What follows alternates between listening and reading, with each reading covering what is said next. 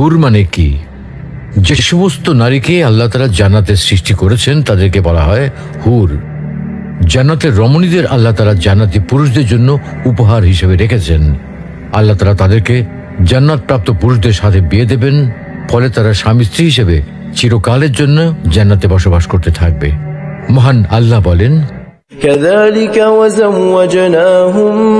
بحور عين। আর আমি তাদেরকে বড় চোখ বিশিষ্ট হুরদের সাথে বিয়ে দেব।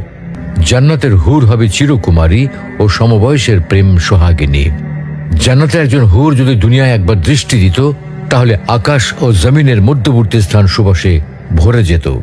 পূর্ব পশ্চিম প্রান্তকে তথা সমগ্র পৃথিবীটাকে সুসজ্জিত করে দিত।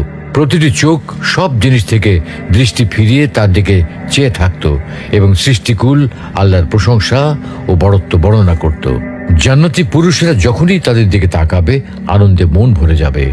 যখন কথা বলবে, ছন্দময় মিষ্টি কথা দ্বারা হৃদয় ভরে দেবে। জান্নাতের রুম সমূহে যখন তারা ঘোরাফেরা করবে, তখন তাদের আলোতে রুমগুলো আলোময় হয়ে যাবে।